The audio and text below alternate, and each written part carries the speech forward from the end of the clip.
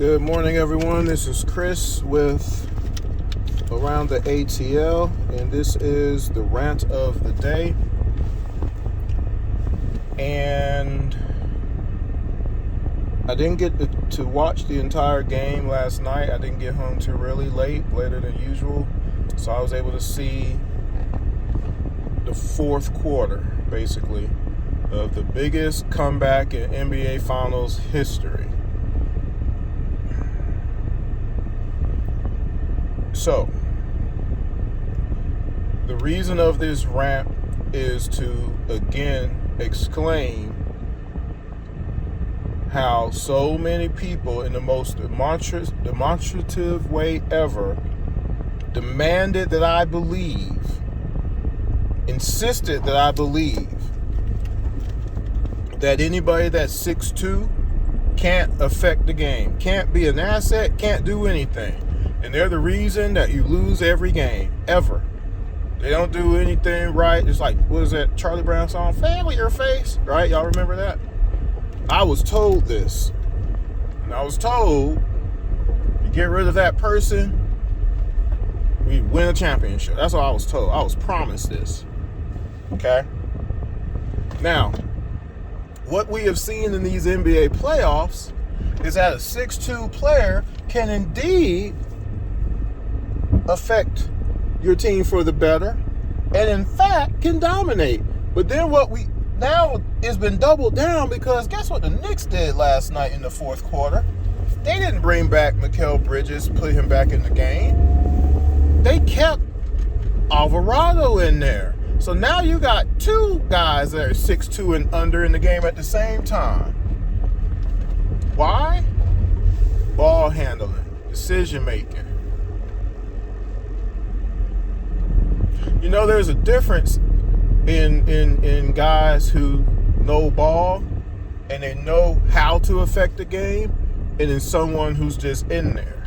Kind of like Fox, who's just in there doing the Harden step back, throwing the ball away obnoxiously. Looks like he was throwing the game to me. And then in the end, instead of simply dribbling it out, instead of just simply dribbling it out, let someone chase him, let someone foul him, instead of doing that, he went up for a shot. I'm sorry, there ain't nobody who sees this will be able to tell me that you truly believe that the former point guard that played in the Atlanta Hawks would have put up that shot right there. Got the ball, running up the court. You sure you want to put your life on the line on that statement? Because you know that's not true. You know that's not true. That wouldn't have happened. Because you have NBA evidence to show that and prove that. That's how. You do have NBA evidence of someone who's top of the league, fourth quarter score, clutch assist guy. You do have evidence of that for 7 seasons, right? So to continue to make these claims that a 6'2" guy can't affect your team when you put really good players around them is crazy. And I will continue to say that. And again, the New York Knicks are proving that.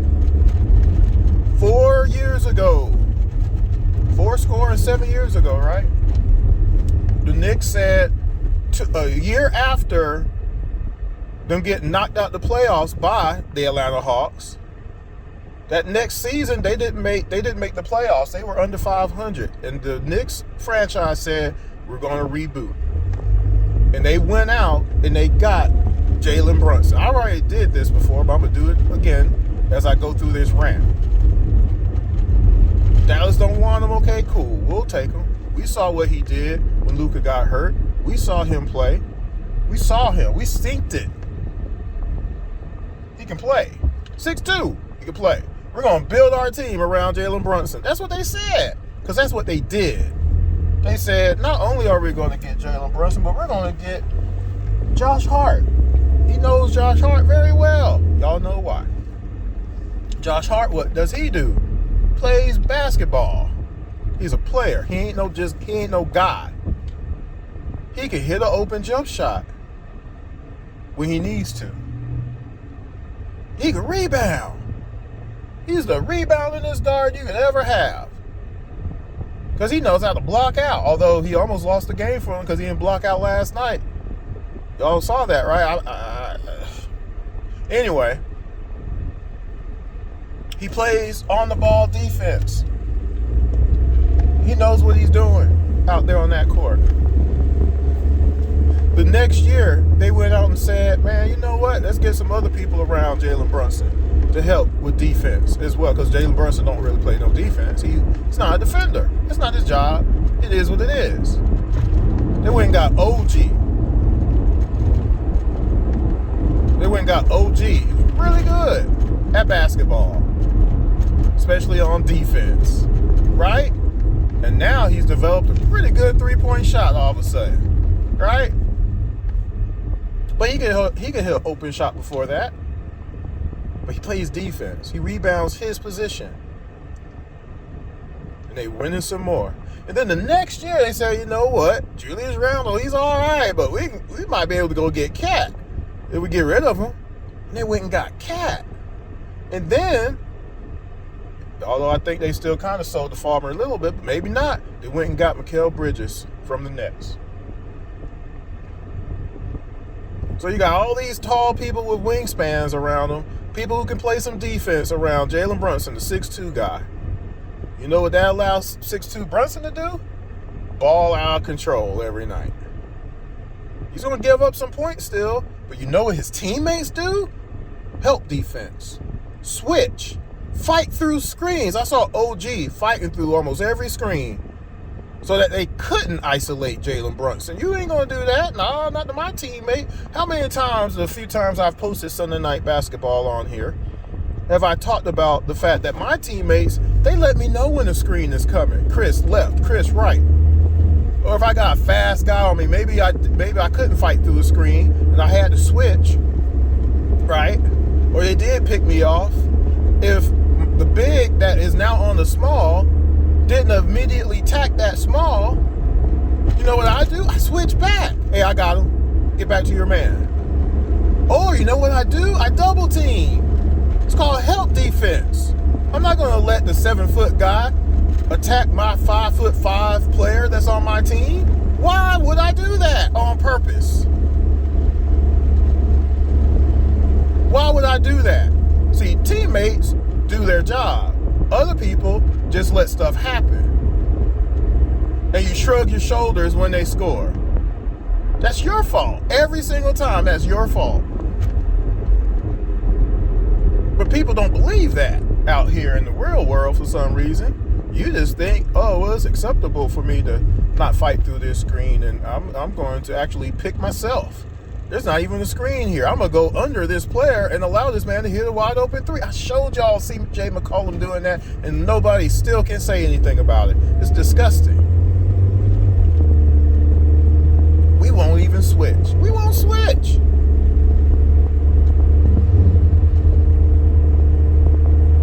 A year ago, the Knicks made it to the Eastern Conference Finals, but they didn't win. Why? Didn't have enough. Indiana had more. Indiana had just a bit more and knocked out the Knicks. Didn't happen this year. Knicks beat everybody. And the 6'2 guy was the main reason. It wasn't the only reason. As I mentioned in my other rant of the day, there is no INT, but he was the main reason. OG Anunoby is a big reason.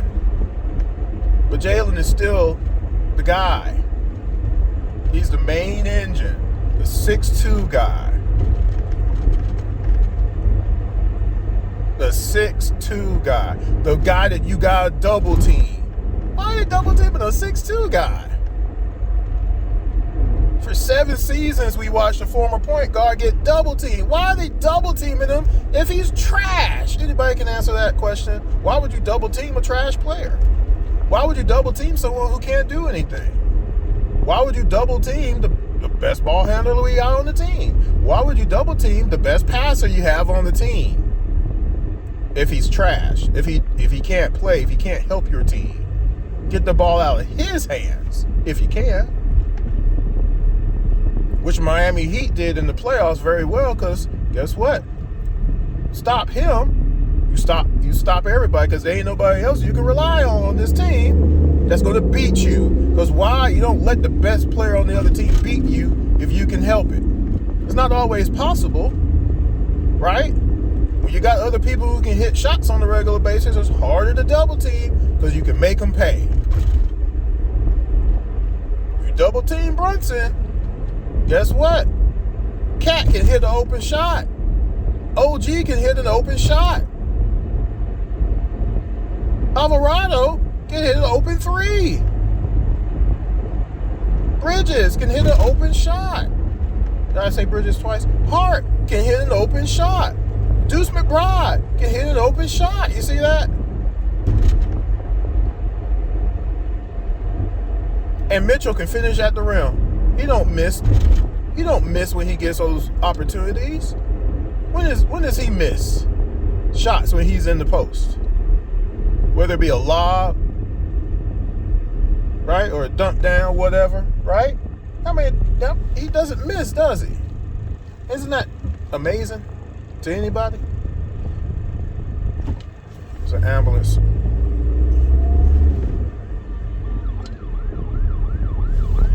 You see this? You see this? This dude just wanted me all the other side of the traffic had not stopped. The ambulance is trying to merge through traffic, and this guy behind me is just insisting that I keep going because it's not his grandmother in the ambulance. I don't understand people. Anyway, continuing on my rant of the day. To continue to insist and implore people to believe that a 6'2" player can't affect the team is faulty when you have NBA history over decades to prove otherwise. Decades to prove otherwise. Whether it be Allen Iverson, whether it be Muggsy Bogues for that matter. Avery Johnson. I just talked about Avery Johnson just the other day in the 1999 finals, hitting the game-winning shot. He started. He averaged 7 assists a game at 5'10". So in that era. So don't tell me things that are not true. You might not want them to be true, but again, facts matter. Facts will always supersede falsehoods, made up stuff. Which brings me back to, of course, the no I in team. You can't blame the player passing you the ball for you missing your shot. And you can't say that the missing of the shots don't matter. This is basketball. Also, knowing, hey, we should be getting the ball to our best player, the tallest player on our team. How come he's not getting several field goal attempts?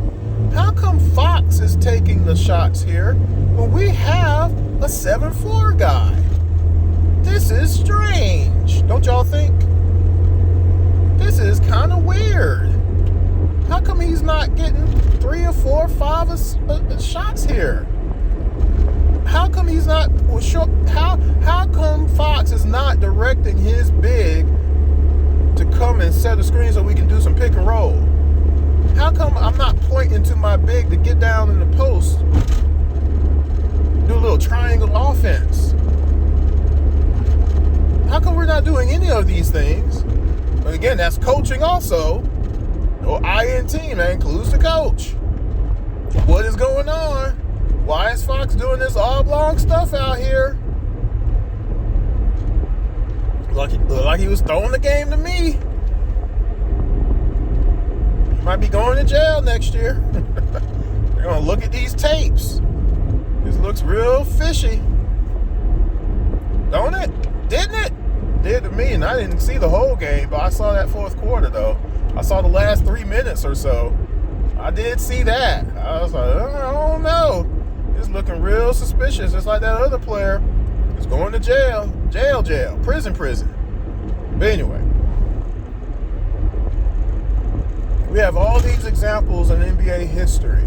The Hawks have Spud Webb. How long did Spud play for the Hawks?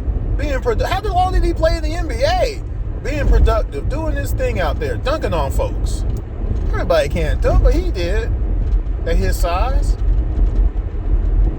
All these smallish players out there that y'all say can't play, can't do anything, somehow they always be on the Hawks somehow. That's the most mysterious thing ever as well. Over the decades. Right? Mark Price.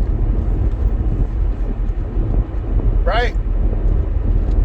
6'2" and under. Can't do nothing. I have NBA history to say otherwise. I have Hawks history to say otherwise. The difference is other teams put great players around them, or they bring those players onto a team of players like Steve Nash. Again, I did a whole diatribe about the Phoenix Suns. Phoenix Suns, the year before Steve Nash was brought in, I showed you go look. You don't have to believe me. Go look at what their record was. Go look at who the players were on that team. And the very next year, you've been one of the best passers in the game on that team. Mind you, Steve Nash, it took him almost 8 years to average double digits in assists per year. Mind you. But you put him in that system with that coach, with those players, and you saw what happened. And the Phoenix Suns went to 3, I believe, Western Conference Finals. Now, they didn't win them. They never made the finals. Wasn't good enough to get to the finals. But they were good enough to get there a few times. At least they had a chance. And they did that with a not tall guy leading them. Amazing, huh? When you put other players around them that can play some defense and rebound and finish at the basket and hit open jumpers all the time. It's not rocket science. Just go and get those players. Just go and get those players. Don't let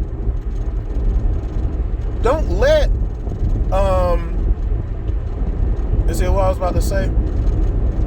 Don't allow players that are not that good to affect things. Go get some better players. Don't allow someone to have 21 potential assists a game because we're just missing shots and we're losing games by 5 points because of it. 8 points, because 10 points or less. How many? Again, 2 years ago, I showed y'all we had 24 losses, 10 points or less in a season. In a season, 24 games, 24 losses. You split that. You're a 50-win team every season. Don't tell me it don't matter. But I have people telling me missing shots don't matter, Chris. It don't matter how many shots we miss on the inside. It doesn't matter how many open jumpers we miss. Doesn't matter how many wide open threes were created. And we missed them all in the fourth quarter. 12 points. 2-point loss. It doesn't matter, Chris. It don't matter. Losses are cool. The 6'2" guys in the league. Alvarado out there. Yeah, he was going to maybe give up some points, but what he could do on his side of the ball was going to even that out. And people never think about that part. Unless you're giving up even if you, again, I've said this before as well. I got proof of all this because it's on my show. But even if you gave up 30 points a game, okay? I'm just going extreme here. You can give up 30 points a game and get away with it if you generated 60 points in the same game and you win the game. Because sometimes you can have a bad night. But see, the thing is, you have no game full showing that former player that don't play here no more is giving up 30 points a game.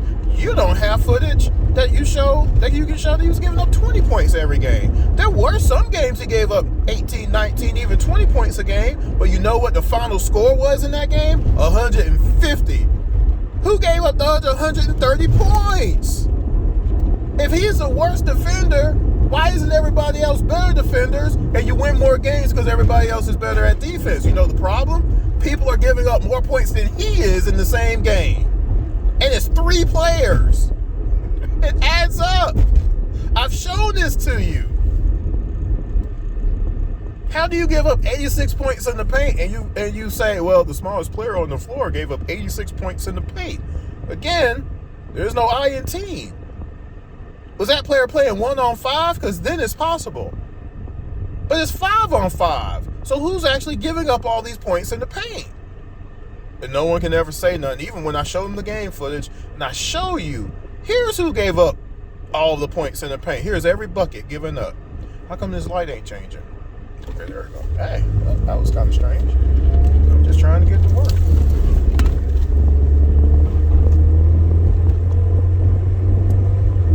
I've shown you game footage and people deny game film. It's the most amazing thing. People deny actual NBA history, historical fact. I can't change anything.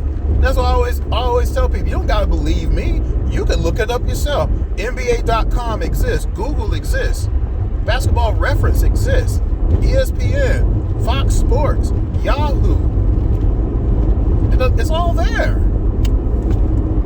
NBA TV, whatever your source is, it's all there. I can't make nothing up. And there's video. Again, you can go to NBA.com and click on play-by-play, just like I did this morning.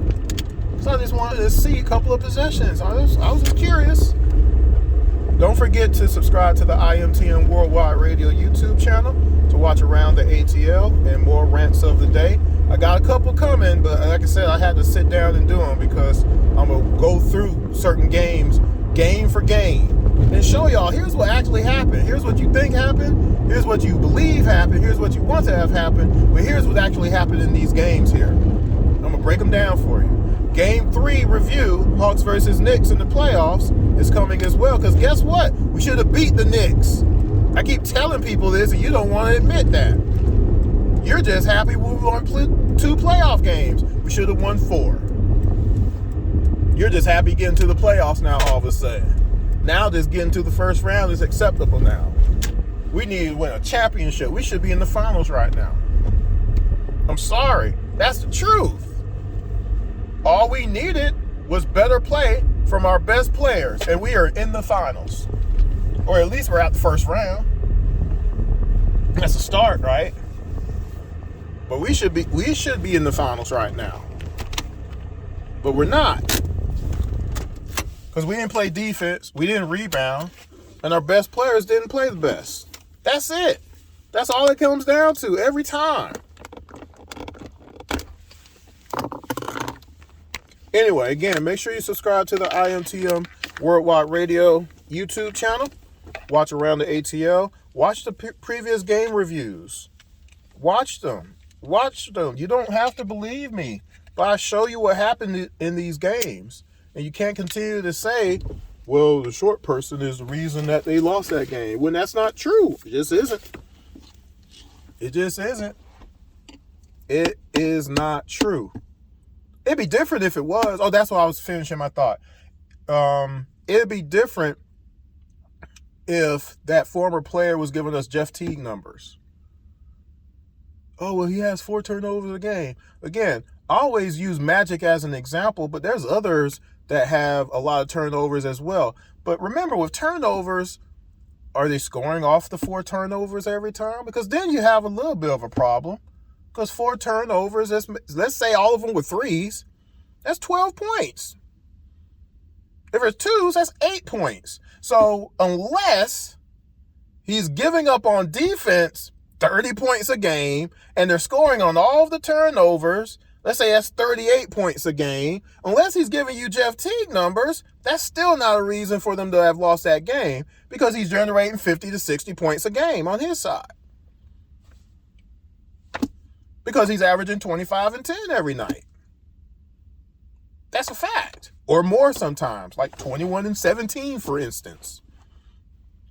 But are they scoring on every turnover? They might be, but I've shown a lot of games, and they actually are not a lot of times. I've talked about that on Sunday Night Basketball. Like, turnover is bad, but if we prevent them from scoring down the court, turnover is just a lost possession. It's just an extra possession we didn't get a chance to score. That don't kill you if they don't score. If they don't score, that it's eliminated. Do your job, right? But what have I always said? If you can't score, you better be able to stop someone from scoring, right?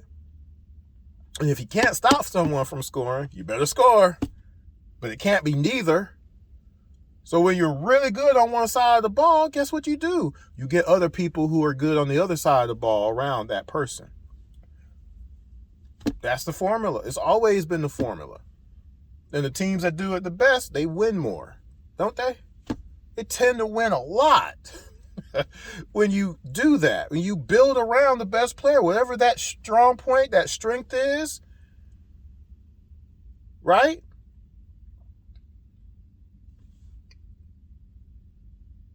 Olajuwon wasn't bringing the ball up. Oh, it was a different time, Chris. No, he had people who brought that ball up. And he got in the post. He dominated. Wemby could be dominating, but he has no post game. But you don't really need a post game. Just get him in the post and let him turn around, fade away. Who's blocking that? Hook shot. Again, he needs to be in the gym with Kareem. Somebody to teach him a hook shot. He don't have it yet. He could be dominating. He's 7'4". If he puts his back to the basket and he turns this way and he does this, there's nobody in the earth that can block that shot. All he has to do is hit it.